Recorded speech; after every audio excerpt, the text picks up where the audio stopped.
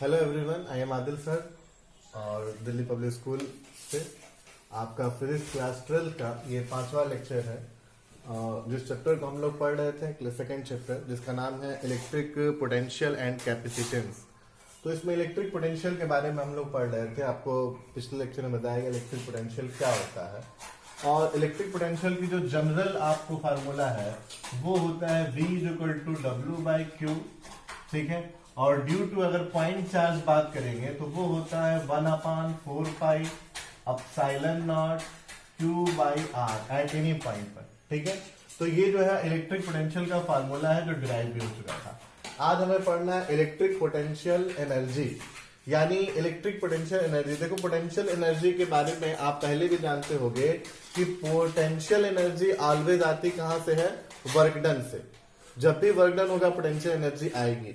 तो potential energy always stored होती है वर्क डन से। तो हमें वर्क डन निकालना है और वही क्या हो गया? आपकी पोटेंशियल एनर्जी बनेगी। ऐसा आप क्लास 11 में भी कर चुके हो। अब इलेक्ट्रिक पोटेंशियल एनर्जी का मतलब इलेक्ट्रिक वर्क डन होगा, इलेक्ट्रोस्टैटिक फोर्स के अगेंस्ट वर्क डन होगा या उससे वर्क डन होगा, और आप उसे जो है एनर्जी के फॉर्म में क्या करेंगे? स्टोर करेंगे, जिसे आप कहेंगे क्या? Electric potential energy. इसे जैसे आप समझिए कि दो सिस्टम ऑफ चार्ज, जैसे एक सिस्टम ऑफ चार्ज से की बात नहीं होती है, ये हमेशा दो से शुरू होता है, ठीक है। एक अकेले चार्ज का इलेक्ट्रिक पोटेंशियल एनर्जी नहीं, दो की बात होती है। तो दो चार्ज में अगर आप मानिए एक चार्ज आपका Q1 है, क्या है? Q1 है, और आपने यहां पर इसकी किसी पॉइंट P पर इलेक्ट्रिक पोटेंशियल एनर्जी निकालना चाहते हैं।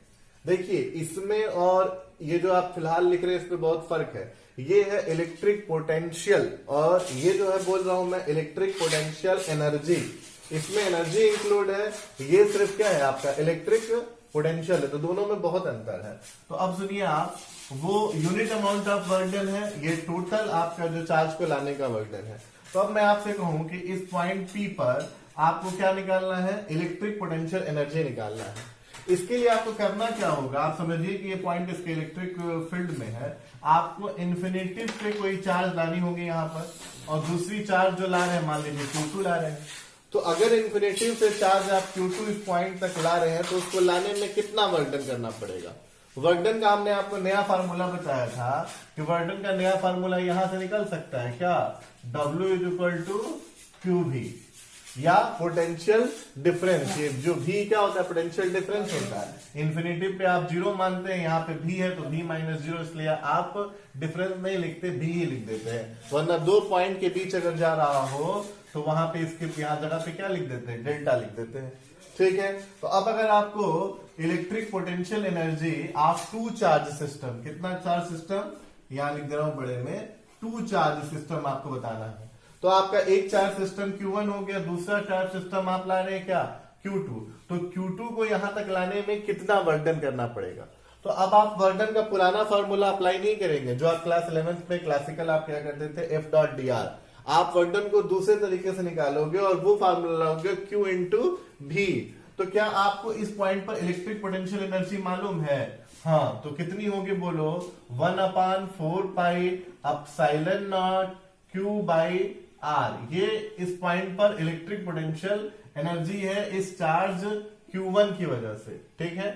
तो अब इस पॉइंट पर अगर Q2 चार्ज लाओगे तो वर्क डन कितना होगा? वर्क डन का फार्मूला क्या है? Q × V। यहां देखो आप, यहां से तो अगर आपको V पता है और कितना ला रहे हो? Q2, तो वर्क डन आपका क्या हो गया? आप देखिए Q2/4 पाई ε0 Q1/R, और इसे अच्छा लिखने के लिए यहाँ पे 1 लगा के लिखते हैं यहाँ पे Q2, और इसे बोलते हैं ये है हमारा वर्क डन। W = 1/4 पाई ε0 Q1 Q2/R। और अगर ये एयर की बात हो तो आपको मालूम होना चाहिए कि 1/4 पाई ε0 9 × 10⁹ होती है। तो वहां रख के आप सिंपली इसे सॉल्व करके आप इलेक्ट्रिक पोटेंशियल एनर्जी आप टू चार्ज सिस्टम निकाल सकते हो। तो ये दो चार्ज सिस्टम का वर्क डन है। आगे नीचे क्या लिखते हैं? आपको बताया जाता है, कई बार बताया जाता है कि आप यही कहेंगे इसके नीचे कि this work done is appear in the form of electric potential energy. और इलेक्ट्रिक पोटेंशियल एनर्जी का नोटेशन आप U लगा दो तो सेम यही फार्मूला आप क्या करेंगे? लिख देंगे 1/4 पाई ε0 Q1 Q2/R, electric potential energy, ठीक है। एनर्जी कोई सी भी हो, उसकी यूनिट क्या होती है? जूल। इसकी यूनिट क्या हो गई, जूल हो गए। और कोई भी आपकी जो एनर्जी होती है कैसी होती है, स्केलर क्वांटिटी होती है, तो ये भी कैसी क्वांटिटी है, स्केलर है। अच्छा, ये आपकी जो इलेक्ट्रिक पोटेंशियल एनर्जी है 2 चार्ज सिस्टम है। अगर ऐसे ही आप 3 चार्ज सिस्टम का सोचें तो आपको क्या होगा, तो आप एक समझिए ट्रिक लगाइए, सबके बीच का आपको लिखना पड़ता है। जैसे मान लो ये तो मैंने 2 चार्ज सिस्टम का भी आपको दिखाया, आप इसे देखिए, जैसे मैं कहूं कि अगर ये कोई चार्ज सिस्टम हो, सोचो यहां पर Q1, यहां पर Q2, यहां पर Q3, तो इस सिस्टम का इलेक्ट्रिक पोटेंशियल एनर्जी कितना होगा। 3 सिस्टम ऑफ चार्ज है, अभी 2 नहीं हो गया, कितना हो गया, 3 सिस्टम ऑफ चार्ज का पोटेंशियल एनर्जी। तो अब सोचिए कि पहले इसको लाने में वर्क डन, फिर इसको लाने का वर्क डन, तो तीनों के बीच बारी बारी लिखा जाएगा। तो आपका जो इसका इलेक्ट्रिक पोटेंशियल वर्क डन होता है, पहले आप इन दोनों के बीच निकालिए, तो 1/4 पाई एप्सिलॉन नॉट Q1, आप दूरी आप दे सकते हैं, दूरी आप यहां से यहां तक R1 दे दीजिए, यहां से यहां तक R2 दे दीजिए, यहां से यहां तक R3 दे दीजिए, कोई भी दीजिए, कोई फर्क नहीं पड़ता। ठीक है, तो ये R1 हो गया आपका। एक मिनट रुक जाइए, थोड़ा छोटा हो रहा होगा, आपको दिखाई नहीं दे रहा होगा, मुझे इसे बड़ा बनाने दीजिए ताकि आपको साफ साफ दिखाई दे। Electric potential energy due to 3 charge system है, ये 3 चार्ज सिस्टम। तो पहला आप देखिए, ये आपका जो है, हम आपको पहले फिगर दिखा दें, ये R1, ये Q1, ये Q2, ये R2, ये Q3 और ये R3। ये 3 चार्ज सिस्टम को ऐसे एसोसिएट किया गया इस सिस्टम को, तो इनकी टोटल पोटेंशियल एनर्जी क्या होगी। तो टोटल पोटेंशियल एनर्जी निकालने के लिए 2 चार्ज सिस्टम का निकाला था, इन दोनों का निकालना पड़ेगा, Q1 और Q2 का, फिर Q2 और Q3 का निकालना पड़ेगा, और उसके बाद फिर आपको Q1 और Q3 का निकालना पड़ेगा, और तीनों को क्या करना पड़ेगा, जोड़ना पड़ेगा। आप अगर ऐसे करेंगे तो आप देखिए, आप अगर ध्यान देंगे तो आपका, मैं एक इन दोनों के बीच पहले निकालता हूं, तो 1/4 pi epsilon not Q1 Q2 by R1, और इन दोनों के बीच निकालूंगा तो U2 मान लो आपका हो जाएगा 1/4 पाई एप्सिलॉन नॉट, क्या हो जाएगा बोलिए, Q2 Q3 बाई R2, और अगर तीसरा वाला निकालूंगा यानी इन दोनों के बीच निकालूंगा तो कितना आएगा, 1/4 pi epsilon not Q1 Q3 by R3। Electric potential energy या कोई भी एनर्जी हमने अभी अभी बताया आपको कैसी होती है, स्केलर।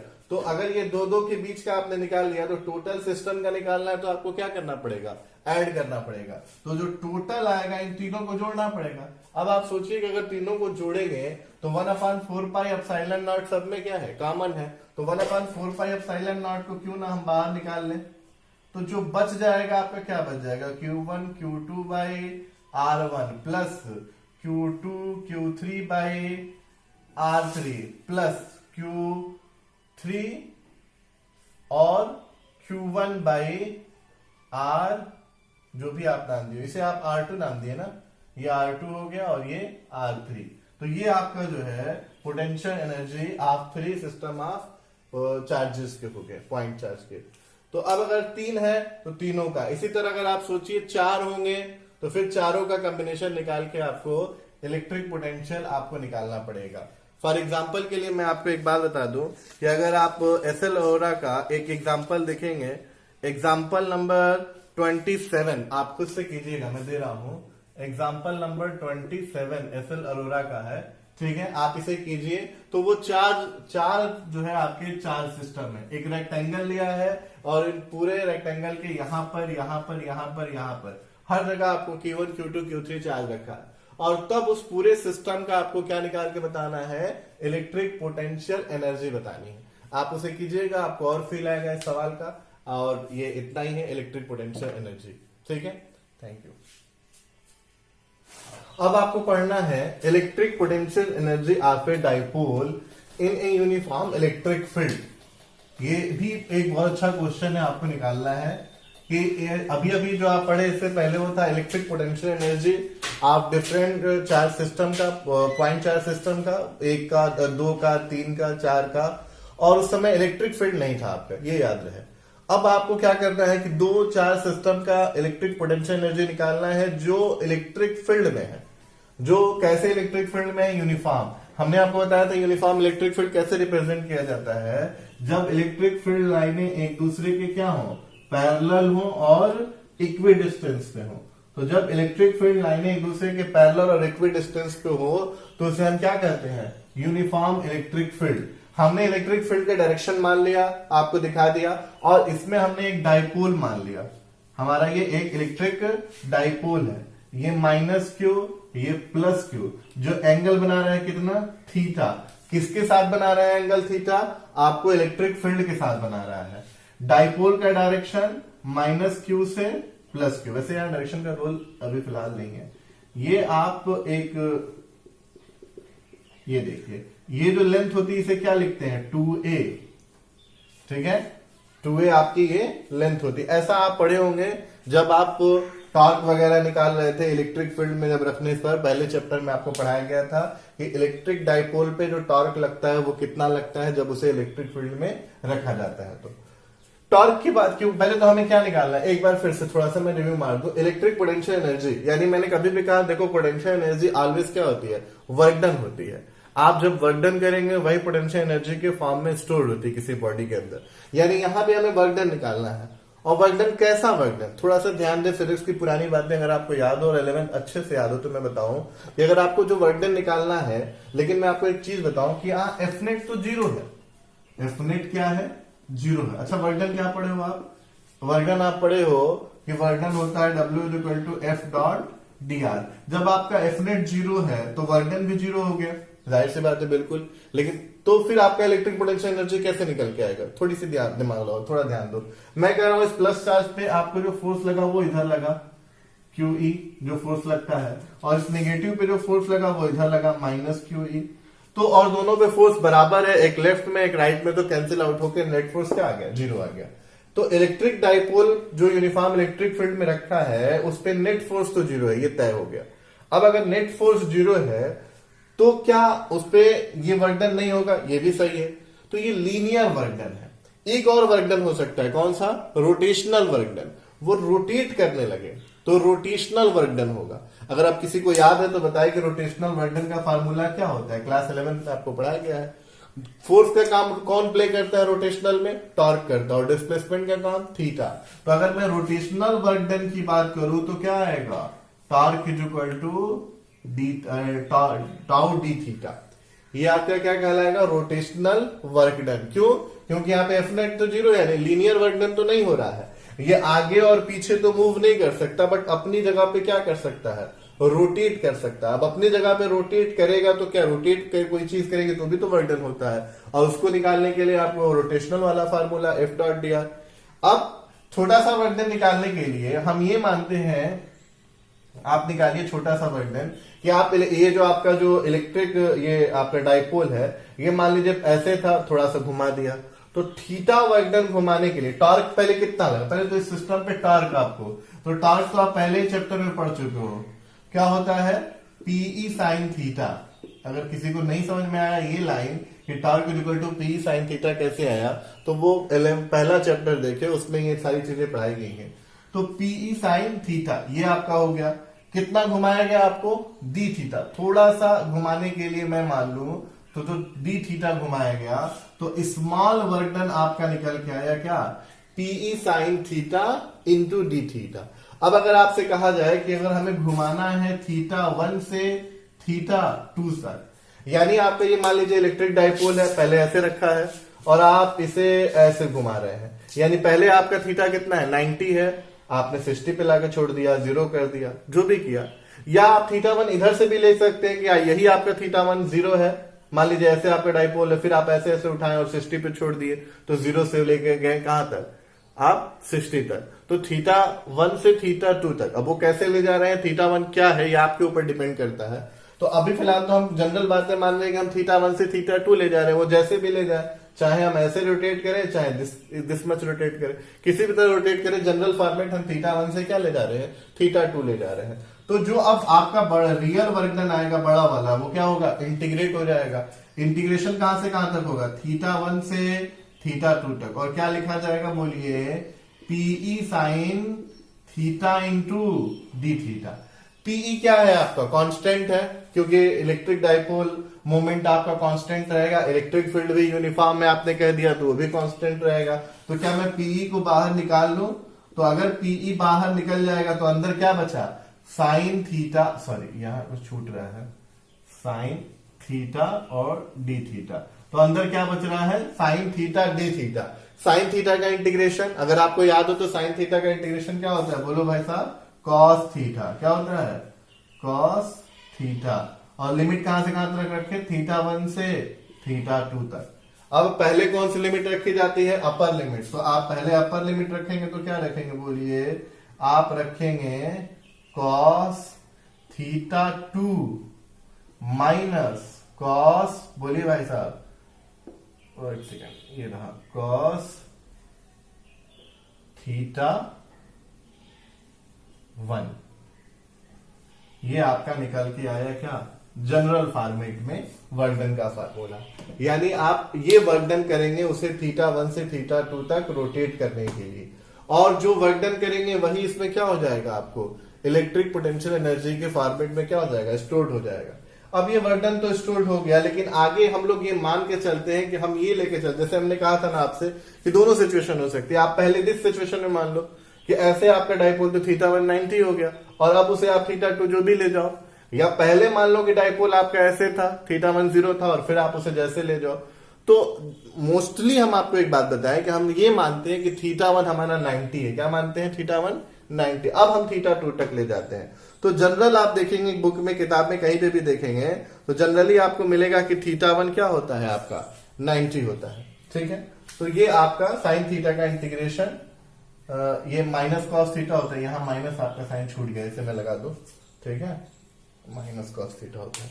अब थोड़ा सा आगे में बढ़ना है, आगे यहां पर, तो मैं इसे जो है यहां मिटा दे रहा हूं, यहां लिख दूं मिटा के, ताकि दिखाई भी दे। ये रहा, ठीक है। अब अगर मैं यहां लिखूं इसे, तो मैं आपको क्या कहूंगा, अगर अंदर मैं माइनस से मल्टीप्लाई कर दूं तो पीई अंदर चला जाएगा तो क्या हो जाएगा, cos theta 1 minus cos theta 2 हो जाएगा।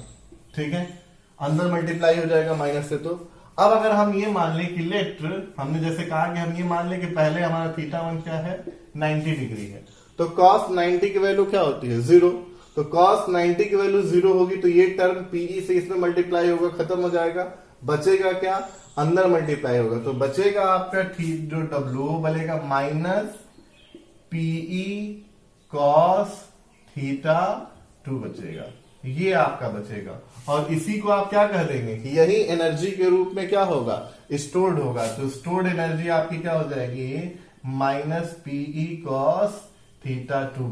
याद रहे, इस फार्मूले को लिखते समय ये बात ध्यान रहे कि हमारा थीटा 1 इनिशियली क्या था, 90 था। कुछ क्वेश्चन आपको ऐसे मिलेंगे, जैसे आप अगर एंट्रेंस वगैरह का लगाए, नीट का लगाए, तो हो सकता है कि वो आपको इस फार्मूले का वहां इस्तेमाल करना पड़े। क्यों, क्योंकि वो ये कहेगा कि हमारा थीटा 1 0 है और थीटा 2 आप कुछ लीजिए। अगर ऐसा कहता है कि इनिशियली ऐसे था डाइपोल कि वो पैरेलल में था, मैं आपसे कहूं कि ऐसे था इनिशियली, तो आप थीटा 1 क्या लेंगे, 0, थीटा 1 0 लेंगे, तो 90 नहीं ले पाएंगे। तो ये फार्मूला यहां से लगाकर आपको यहां से लगाना पड़ेगा जनरल फॉर्मेट से। और मोस्टली आपके एसोरा में जो किताब में जो क्वेश्चन दिया जाता है वो जनरली ये मान के दिया जाता है कि इलेक्ट्रिक डाइपोल शुरू में कैसा है आपका, शुरू में आपका परपेंडिकुलर है। तो थीटा 1 अगर 90 है तब तो आप ये फार्मूला लगा सकते हैं शॉर्टकट में। ठीक है, तो ये था आपका electric potential energy of a dipole in a uniform electric field. यहां तक हमने आपको पढ़ा दिया। आपसे मैंने ये भी कहा कि नोट्स बनाते रहिएगा। इसके बाद आपका जो टॉपिक है वो नेक्स्ट लेक्चर में पढ़ाया जाएगा, behaviour of a conductor in A electrostatic field. या आपका इलेक्ट्रिक फील्ड हो, इलेक्ट्रोस्टैटिक फील्ड हो, उसमें एक कंडक्टर के अंदर क्या क्या बिहेवियर आता है, या आपके सलोरा में दिया भी हुआ है 2.25 पे, आप उसे वहां से भी पढ़िएगा। और उसके बाद में उस पर थोड़ा सा आप पढ़ेंगे तो आपको हो सकता है समझ में आए, थोड़ा नहीं आए तो नेक्स्ट लेक्चर तो उसी पे हमारा रहेगा, तो आपको अच्छे से बात समझ में आ जाएगी। ओके, आज के लिए इतना ही टुडे। Thank you.